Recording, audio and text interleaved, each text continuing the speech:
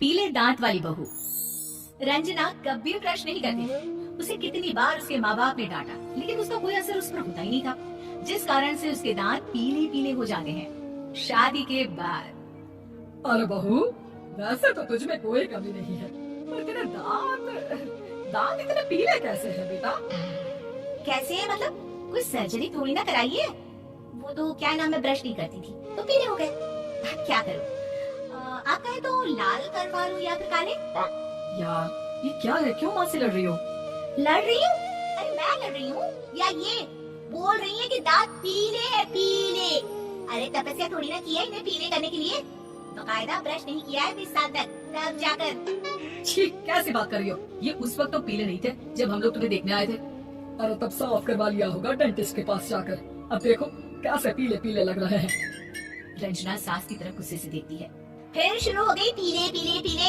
अरे पीले तो तभी थे जब मेरे हाथ का रसगुल्ला उड़ा उड़ा कर खा रही थी और बोल रही थी, लड़की नहीं गुणों का खजाना दे रहे हैं भाई साहब आप। अब वो लोग करते भी तो क्या करते, पीले दांत वाली बहू पल्ले पड़ी थी तो झेलना तो था ही। एक दिन कीर्तन में रंजना गाना गा रही थी। अरे कमलावन, माँ का द्वार है, यहाँ तो सब शुद्ध होकर आता है, फिर अपनी बहू को ब्रश भी नहीं करवाती तुम। दूर से पीले पीले दांत भक्ति में बाधा उत्पन्न कर रहा है। और कोई 2 साल के बच्ची थोड़ी ना लेकर आई हूँ मैं बहू बनाकर। अच्छी खासी लड़की है, अरे कैसे करवाऊं ब्रश? ये तो उसे खुद करना चाहिए ना। अब माँ बाप तो इसके जैसे तैसे निपटा दिए, ये नहीं सोचा कि सास कैसे संभालेगी। सास बहू को लेकर घर आ जाती है, लेकिन सोच लेती है कि अब इसे लेकर कहीं नहीं जाएगी। अगले रोज बहू कहती है, अरे क्या हो गया, मंदिर नहीं जाना क्या? कीर्तन का वक्त हो रहा है। मेरी मधुर वाणी से कान्हा जी जागते हैं और सोते हैं। आप तो जानती है ना उनकी भक्ति में कितना मन लगता है मेरा। वो क्या है ना, तबीयत ठीक नहीं लग रही है मेरी, आराम करूंगी मैं। तबीयत ठीक नहीं लग रही? अभी तो मिथुन के गाने पर नाच रही थी आप, और अब बोल रही है कि तबीयत ठीक नहीं लग रही। अरे भक्ति में मन लगा लो सासू माँ, ऊपर जाना है, क्या मुँह दिखाओगी आप? हाँ, सास को बहू की बात पर गुस्सा आ जाता है। मैं क्या मुंह दिखाऊंगी, इसकी चिंता तो ना कर, समझी? अपने मुंह की चिंता कर, जो ये पीले पीले दांत लेकर हर जगह पहुंच जाती है। पता है लोग कितना मजाक बनाते हैं। ना जी ना, मैं नहीं जाना कहीं तेरे साथ। तो ये बात है, कोई ना, मत जाओ, मैं अपने कमरे में ही बैठ कर भक्ति कर लूंगी। ऊपर वाला दांत थोड़ी ना देखता है, मन देखता है, भावना देखता है। और अरे बस बस, तू सब कुछ दिखा, बस ये सफेद चमकदार दांत ना दिखाना किसी को, है? जा यहाँ से। बहू को सास की बात का कोई फर्क नहीं पड़ता, वो तो जैसी थी वैसी ही रह जाती है। सुबह नहाकर किचन में खाना बनाना, फिर खाना खाना, कीर्तन भजन करना और सो जाना। एक दिन, माँ जी मैं सहेली के घर जा रही हूँ, शाम को लेट आऊंगी। ओहो, तो जाना, मैंने कौन सा तेरी आरती करनी है घर पर बैठकर। रंजना सहेली के घर जाती है, जहाँ वो पार्टी में जाने की तैयारी कर रही होती है। अरे शिखा, कहाँ जाने की तैयारी कर रही है? मैं गलत वक्त पर आ गई क्या? अरे नहीं यार, उल्टा सही वक्त पर आई है।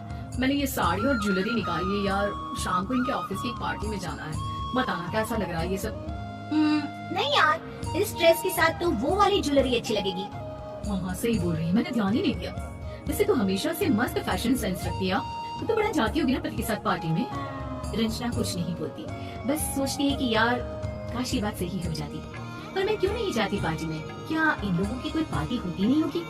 रंजना घर आती है और रात में पति से सवाल करती है, एक बात बताइए, आप मुझे किसी पार्टी में क्यों नहीं ले जाते? क्या आपके यहाँ ऑफिस में पार्टी नहीं होती? पति बेचारा क्या कहता कि दांत पीले हैं तुम्हारे इसलिए। अरे कोई पार्टी होती नहीं हम लोगों के ऑफिस में, तो कहाँ से लेकर जाऊँ? और मार्केट, मॉल, कहीं वीकेंड घूमना, कहीं तो। अरे यार सारे हफ्ते में एक छुट्टी मिलती है, तो सोचता हूँ कि आराम ही करूँ। क्यों? रंजना मन मार के रह जाती है। पहले कभी सास के साथ मंदिर जाया करती थी, लेकिन वो भी सास ने ले जाना बंद कर दिया। घर बैठी बैठी रंजना बोर हो जाती है, तभी उसे आइडिया आता है और वो माँ के जाने का सोचती है। सासू माँ, 2 दिनों के लिए मम्मी के घर जा रही हूँ। अच्छा अच्छा ठीक है, आराम से जा।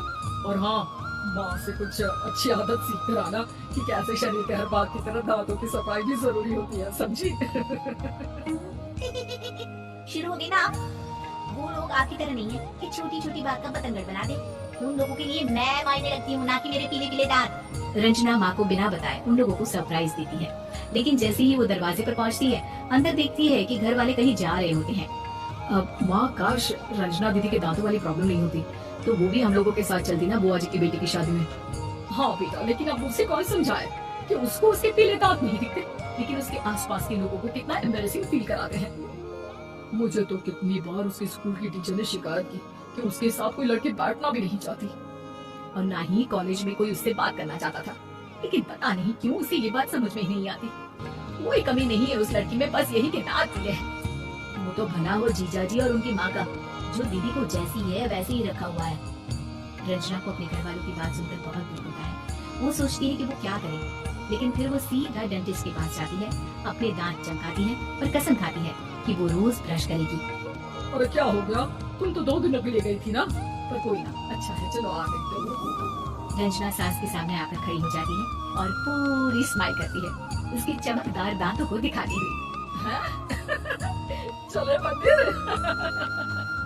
माँ मुझे माफ कर दीजिए, मैंने आप लोगों को बहुत एम्बैरेसिंग फील करवाया। मैं आज से रोज ब्रश करूंगी।